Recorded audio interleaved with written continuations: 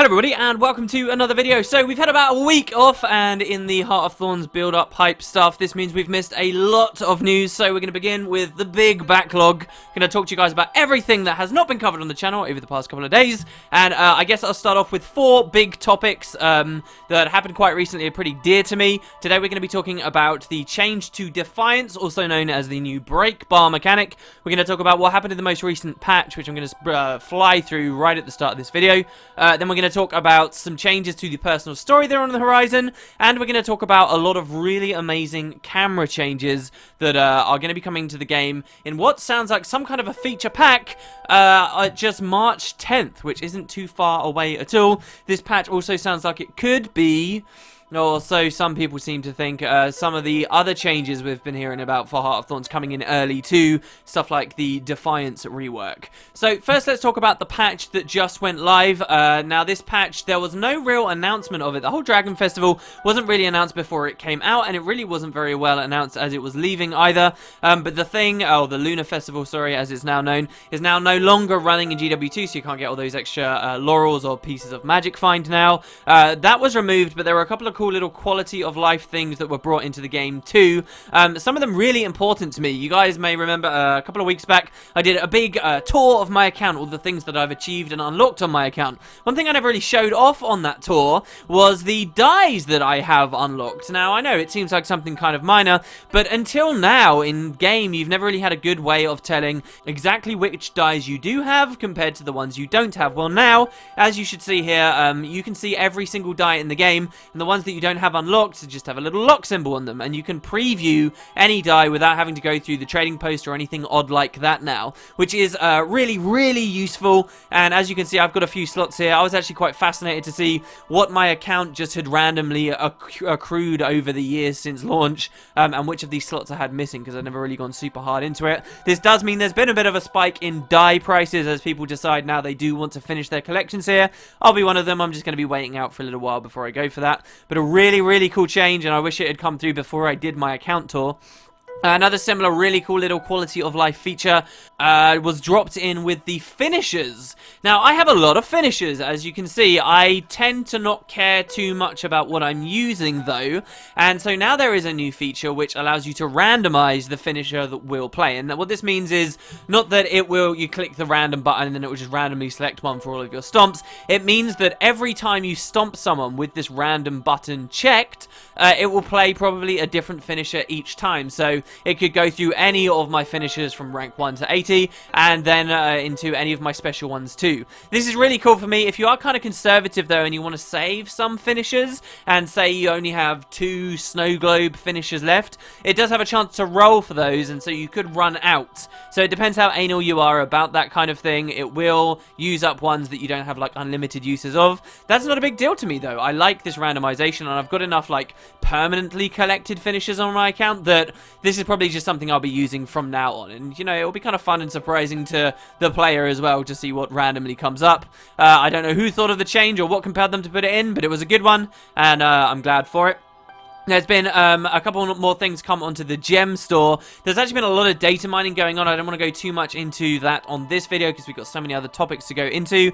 But one of the main things you will now notice in your account wardrobe is this amazing new raven feather back piece, which is probably one of the best looking back items that has come out for the game. Look at how incredible this thing is. Why are we seeing these wings come in, however? Who knows? And I would like to speculate on maybe some upcoming stories or themes of some future patches as to why these wings could be here. But at the end of the day, we are living in a world now where the Monkey King tonic was randomly dropped in, and that had no significance to anything before. So I'll hold my tongue. There was like a mini golden pig that had been data mined and stuff also, but who knows whether we'll actually see that. At least this is in the wardrobe, and that is very cool to me. And finally, one other change, again on this kind of theme of collections, just like with the dye thing, we had a bit of a weird inconsistency where we have miniature collection titles. These have been in the game since minis have existed, okay? So there was a title that was obtainable for collecting all of the Gen 1 minis. Then there was one for collecting all the Gen 2, and then there was one for collecting all of the Gen 3. Well, now we actually have collections in the game as a specific feature, and we even have UI associated with those collections. collections, so you can click into a collection, you see all the items you need to be able to finish it. Well, the mini collections weren't rolled into that new system before, and it was really foolish in my opinion. It was quite frustrating. Very recently I was getting to my 20,000 achievement point chest. I had a bunch of gold and I thought, well, what's an easy way for me to buy achievement points basically? Well, buying minis and unlocking them for these collections. And it was a real pain going through the trading post trying to figure out which ones I actually needed for which collections. That's now a thing of the past. All the UI's in there, they're now proper collections, they've been moved, and a little bit overdue in my opinion, but a small enough thing within the scope of the whole game that I don't think you're going to see anyone crying about it, and I'm happy to see it's finally come through. So pretty small patch, but nice features that were added, and it looks like we could be seeing more big stuff coming quite soon on March 10th. So let's talk about this now. I guess I'm kind of going in reverse order than I thought I would be for this video. Let's talk about something that was announced just yesterday. Now, one of the news sites jumped the shark. They supposed to be under embargo for a few more hours, so then ArenaNet said, hey, everybody just go nuts. This news came out last night. This is huge for me. This is something I've wanted for a long time. There are many more camera options coming into Guild Wars 2. Now, as I was recording this video, the Ready Up live stream went out showing off footage, so in the background that's what you'll be seeing.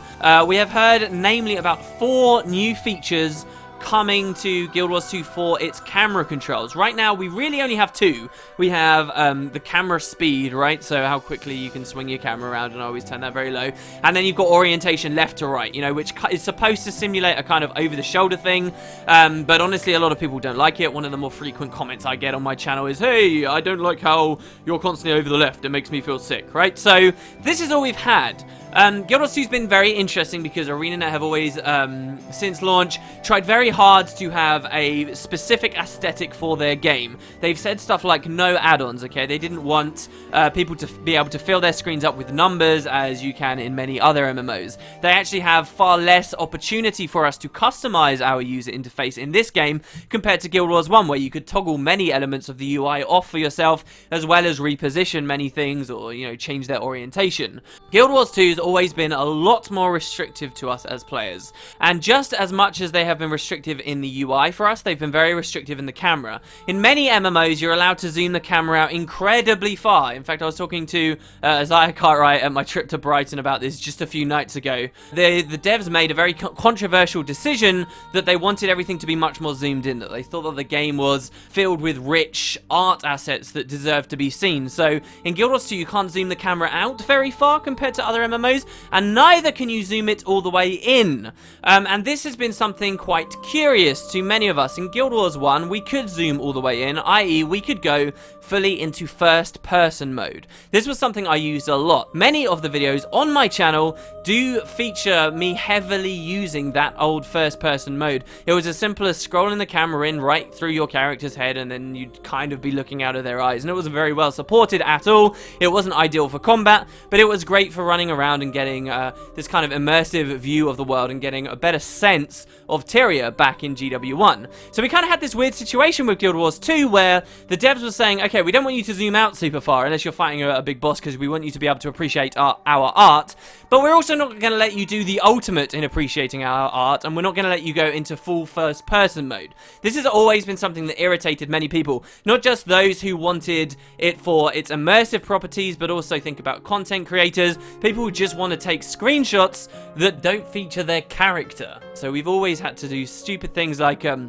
find odd tonic combinations and animation combinations so that our characters would disappear, or do the classic, you know, slash sleep and try and hide ourselves. It's always been very difficult, especially for people who want to make stuff like machinimas. It's kind of crippled that scene, and people have always questioned, why are ArenaNet doing this? I have personally heard myself that this could have been due to kind of a very high level design decision, that because Guild Wars 2 was about cosmetics, not so much gear, they wanted it to be so that you could always see your character. Your character should be very important, it should always be on the screen, and so this is why they didn't want you to have first person. Whether that's true or not, it seems like they have changed their minds at long last, just in time for Heart of Thorns.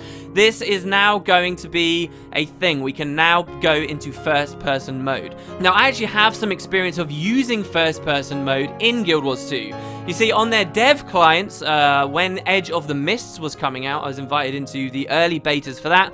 In these betas, we had access to many kind of dev-ish controls, you know, not the whole hog of being able to teleport around and stuff, but in the options menu there for Edge of the Mists was indeed a checkbox you could hit that would put you into first-person mode. And so this was kind of a bit of a clunky implementation. It wasn't the case that you could zoom in through your character's head and it would be a very smooth transition. It would actually be a very specific thing where you check a box in your options and you'd be locked to first person, so you could roam around viewing the world like this, and then if you wanted to change back, you'd have to uncheck the box in your options again and come back out. Now, they do specifically say here in this news that as it would seem that you are just going to be able to zoom straight on in as you could in Guild Wars 1, and this is making a lot of people very happy. Those content creators I was talking about before, those people like me who would just value the immersive properties of this, the ability to see the world in its true scale, is incredibly tantalizing to me. Now, from what they've shown off on ReadyUp, it does certainly look like we're basically getting the Guild Wars 1 treatment here. You zoom in and that's pretty much it. For many people, that may be enough, but this is one of those features where I'd like to look a little bit further and maybe question whether they could have done some more here. First person doesn't just have to be this. I've always maintained that if their old philosophy that they wanted cosmetics to remain very important, this could still be achieved through first person. You look at games, RPGs in particular, the Elder Scrolls series has always been fantastic for this. They're first person games, but you still get to at least see the weapons you have equipped, right? If they were seriously supporting a first person mode, it would be very exciting to me if they actually enabled us to see the weapons our characters were wielding. If I could see, you know, my big ass mace and my Viridian shield on my Nomad's Warrior as I'm like fully into first person mode and I'm running along and I see them moving side by side, that would have been a pretty much perfect fit for this game, but for whatever reason they've decided not to. Restrictions on the amount of effort they wanted to put into the feature perhaps. I do think it's a real missed opportunity, and not just that, there are other things too that we could have seen and unfortunately we're not. Stuff like even head bob, maybe this wouldn't have been appreciated by all content creators. A simple checkbox to turn it on or off would have been really appreciated, but more support would have been nice to see. They have said there are no restrictions whatsoever on when you can use first-person mode, which is fantastic, but I do think people should be cautious that this is not going to be a feature you'll probably want to use in combat. I already explained in Guild Wars 1 you could do it and be in combat if you liked, but it was just a mess, and that game was nothing compared to the intensity of Guild Wars 2. With ground targeting, with the amount of awareness you need for a lot of the way that the combat works in this game, it's probably going to look really, really ugly if you try and play it in combat. This is more of an immersive thing. This is more something you'll probably want to do while just exploring the world. As long as you can seamlessly move in and out of first person, I think I'll get massive use out of the feature, and that's pretty much going to be good enough for me. I wouldn't expect anything crazy like your whole screen spinning around whenever you dodge roll. That's just going to make people sick at the end of the day. There are some other exciting possibilities. Now, I tweeted this out very quickly that I was dusting off my Oculus Rift. I did a video a long time ago of trying to use the Oculus Rift to explore Guild Wars 1 in virtual reality. Now, this is closer to becoming a possibility for Guild Wars 2.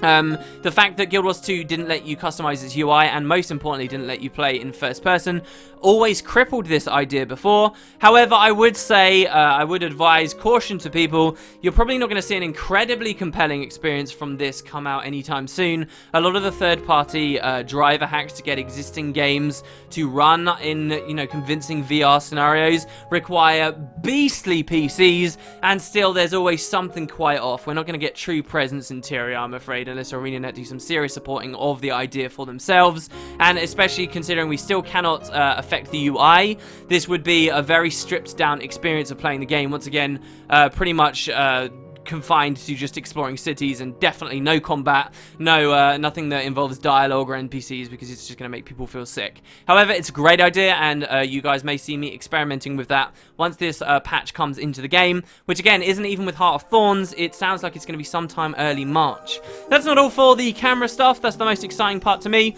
Of course, if VR is ever going to work, if first person's ever going to work, Guild Wars 2 has always been very restrictive on the FOV it presents the world to us with.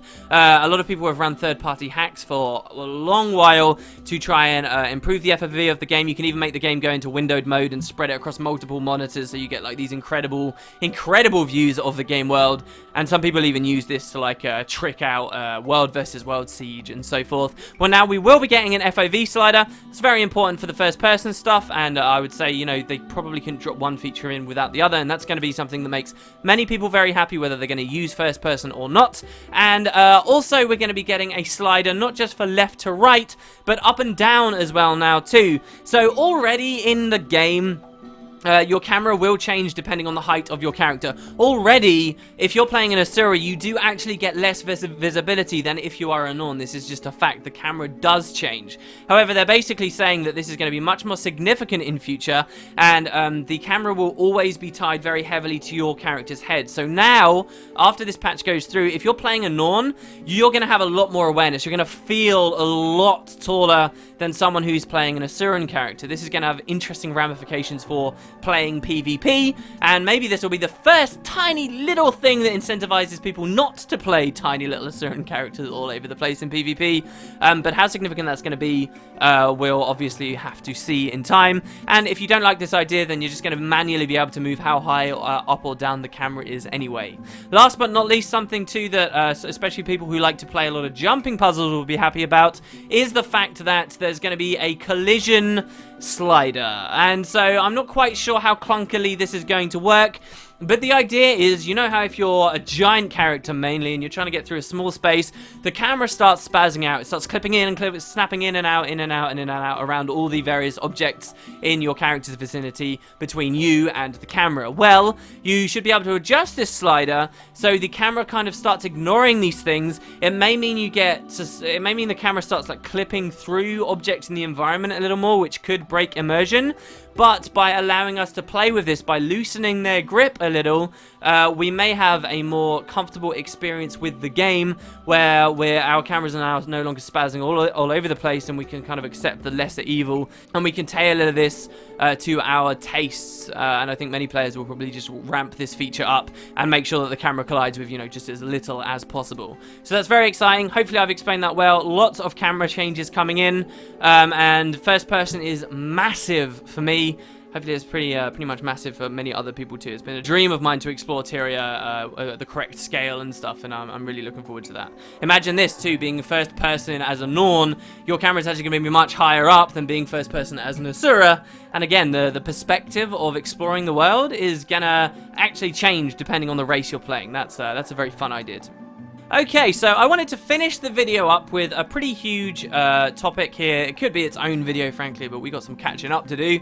I'm going to be talking now, guys, about the break bar mechanic, as we now know it to be called, or more generally, the thing that many of us have been spying, this change to the defiance system in Guild Wars 2.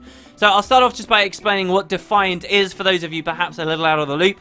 Defiant's that annoying thing that means crowd control is basically useless against bosses in PvE. All the biggest bosses in the game, the champions, the legendaries in particular, and many of the bosses that you experience, especially in instant stuff like dungeons, these all have something on them called Unshakable. And basically what Unshakable does is it means the first time you CC the boss, it gets stacks of Defiant. And Defiant makes it immune to all CC, and every time you CC it from then on, it's just removing Defiant instead of actually crowd controlling the boss. The feature is a good idea in principle. Basically it's, hey, if we have a huge Zerg of 90 people, how do we stop them all just knock-locking and chain knock-locking all the bosses in the game so they actually can never ever do anything? So the idea is that Defiant will scale up based on the amount of players that are in the area. If you've ever done any of these massive farms where there truly is an entire map full of players all in one tiny area trying to fight a single champion, you'll see the champion gets CC'd once and then it gets like 90 stacks of Defiant, and this boss isn't going to get a single other CC go through until 90 other people use crowd control effects on it. And basically this means by the time those would have drained down, it's been long dead. It means crowd control essentially doesn't exist for PvE, and it's been a very sucky, very poor solution to this problem of how do we allow players to control bosses and use these kinds of effects while also not empowering Zergs and making them completely overpowered. So this has been something many veterans have been complaining about for a long time, especially when you look at the core structure of combat in MMOs, or Guild Wars 2 at least. You look at the idea of you should be able to do damage, you should be able to support people, you should be able to control enemies, you should be able to prevent them from using powerful abilities. This should be a mechanic, and it's just eliminated. We do see it in part in World vs. World, we do see it in part being used in PvP, but it's always been missing from PvE, and it's one of the biggest reasons a lot of people don't like the current way PvE works, where it's just DPS, DPS, DPS, DPS in theory. So, how are they trying to change Defiance? Well, now we have this thing called the break bar. And so now, instead, there's this very fast regenerating bar that will appear below an enemy's health. And when you use a CC ability on this enemy, it will knock that bar down a certain amount. After it's been knocked down, if it gets all the way to 0, the bar will break, hence the name, and while it's broken, the enemy in question will now be CC'd. The catch, though, is that this bar regenerates very fast. So if I just throw out a random stun or something on an enemy without coordinating with my friends around me, if I just mindlessly spam cooldowns, as Guild Wars 2 currently is, then I do knock the breakdown bar down a bit, but it won't shatter completely, and then that will just regen all the way back to 100%, and I've basically accomplished nothing. So the idea is this is a mechanic now that is encouraging people to work together and call for spike CCing, okay? Spike crowd control. We all try and use our stuff together, we knock this break bar down, and then we actually manage to get a CC through. There were many problems with the old defiance system I haven't described yet, such as, for example, the fact that a thief can very easily spam an ability called HoT, which is just a quarter of a second daze. This is a very, very, very minor CC. This will remove one Defiant at basically no cooldown to the Thief, compared to, say, a Warrior who can use Earthshaker, which is a massive, costly CC, and unfortunately would still be worth the same amount. Both would just remove one Defiant. Well, under the new system, different crowd control effects can affect the break bar in different amounts. A powerful fear attack, as we saw in the Stronghold livestream a short while ago, a fear will knock the break bar down quite substantially because this is a powerful CC.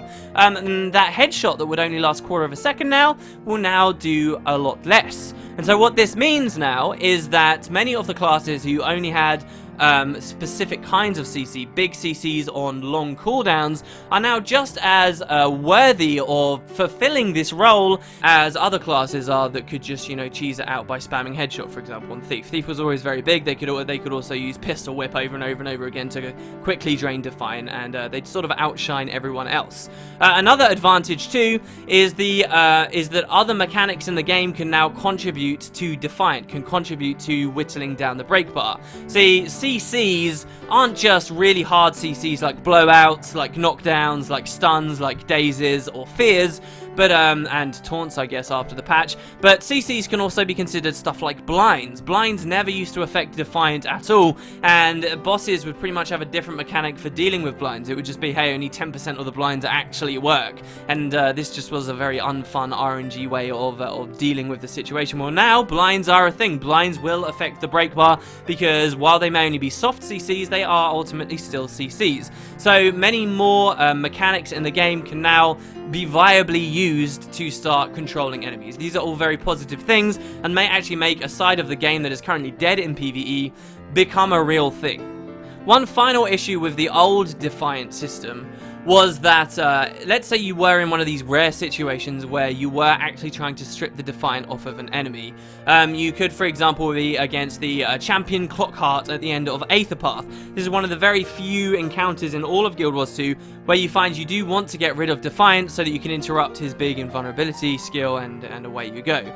Well, an old issue that used to occur with the old Defiant was once you got all of the Defiant off, someone then may use a really weak, small, pathetic CC ability, and that is the thing that actually eventually affects the boss, instead of, you know, your Icebow 5, which is the thing you really wanted to hit, which will then lamely hit 1 second too late and ultimately accomplish nothing. Well, again, with the break bar mechanic, think this is changing. ArenaNet are the ones who are now defining how a boss is CC'd. So when you have the break bar there, you can actually mouse over the icon and it will tell you what happens when you manage to break the break bar. If I break the break bar by running up to a boss and using Fear Me, a very powerful CC, I won't necessarily fear that boss. I'll just finish off the break bar, and then some predefined thing will affect the boss. So for example, they may be stunned for 5 seconds. This is actually really good. It means that there, yes, is less influence players can have on these bosses, but it means different boss encounters can be very distinct in the way that they work. ArenaNet can have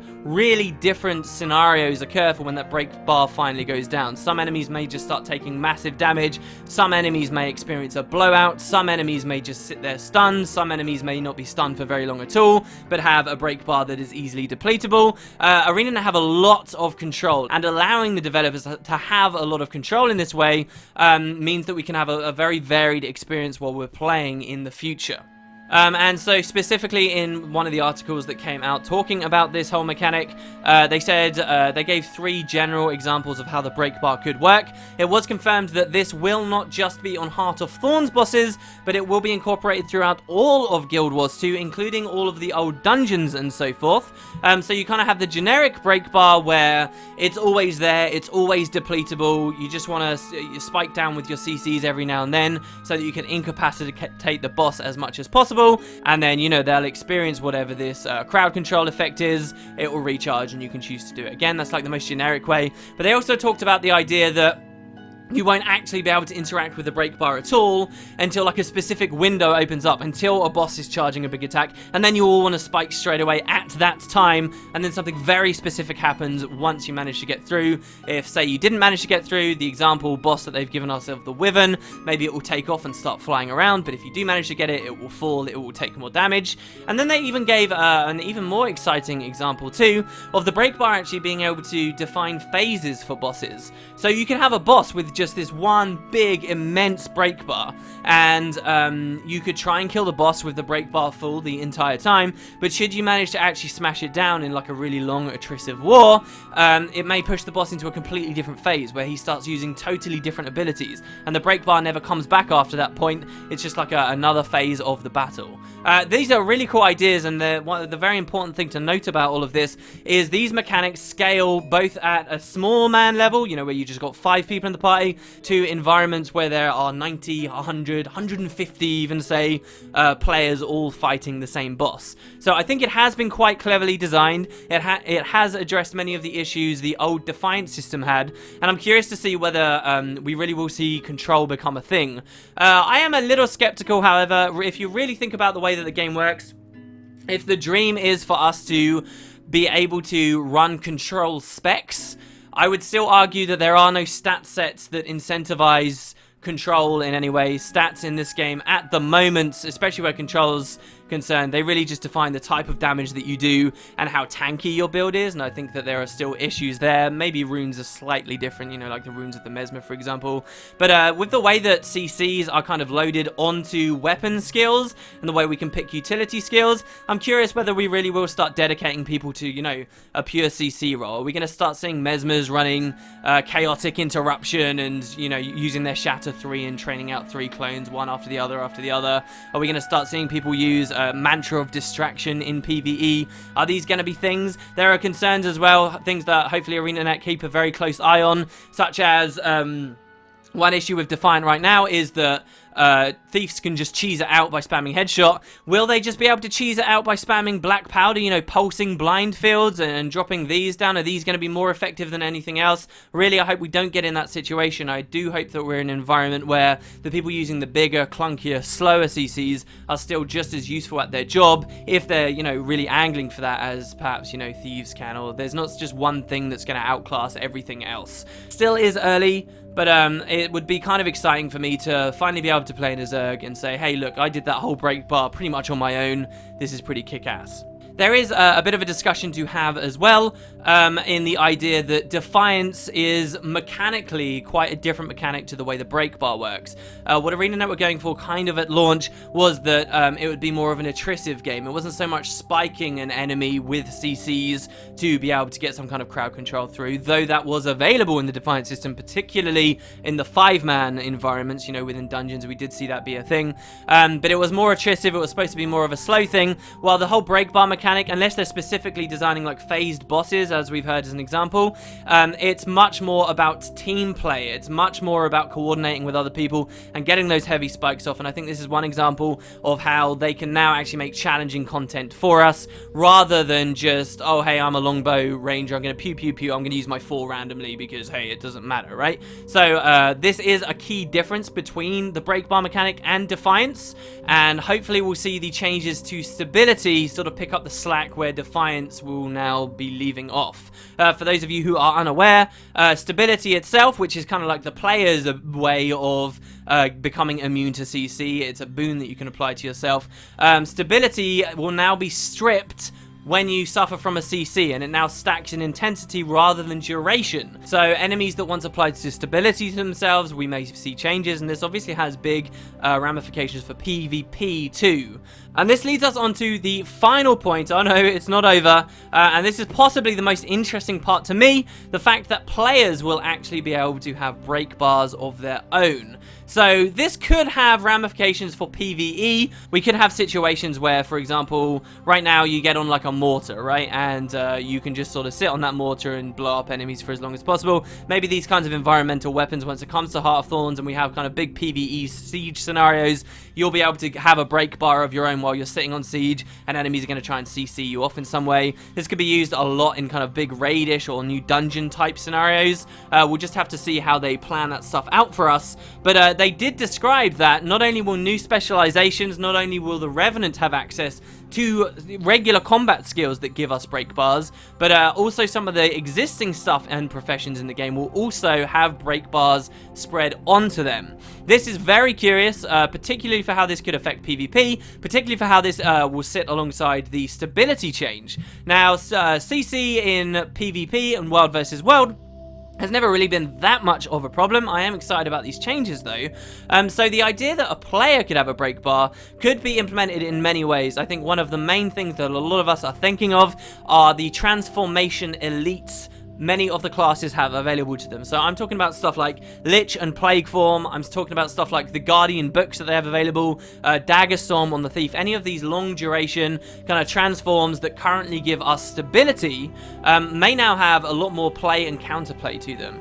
Currently, you know, if you're against a Plague Form Necro or a Lich Form Necro, really you just try and strip the boon if you have any of that in your build, which a lot of people don't run, or you just try and ignore the fact that you can't CC them. To an extent, you've got Rampages 1 Rangers suffer from the same problem. There's not too much play there.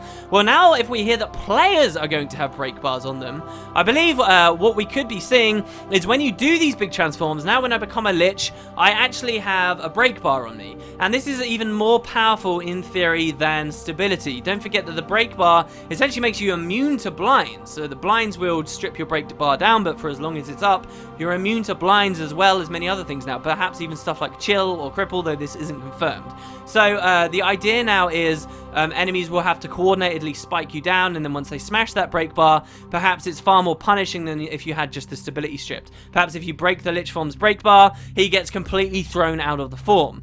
This is something I think a lot of people are assuming, but I'm thinking a little bit beyond that as well. What if you even stay in your Lich form, you stay in your Plague form, it's just temporarily for a little while you're knocked out now, and maybe temporarily for a while you now take big damage. There are even interesting ways that traits could start interacting with this. You may have traits now that say, okay, while you're in Lich form, your break bar depletes slower, or when you're in Lich form, if they manage to smash you through your break bar, you're no longer stunned for 5 seconds, you are only dazed for 5 seconds, or many other things trait-wise, build-wise could start interacting with this, which is very curious to me. I would say I'm not really expecting many of the weapon skills to have break bars associated with them. You can look at skills like Churning Earth, big long channels. These seem like great candidates for skills with break bars. But looking at the cooldowns on all of the weapon skills that are in the game and just how powerful a break bar is, I don't really see it. I mean, churning Earth itself, in my opinion, especially with competitive PvP, when you actually get to the high level, it's a terrible skill.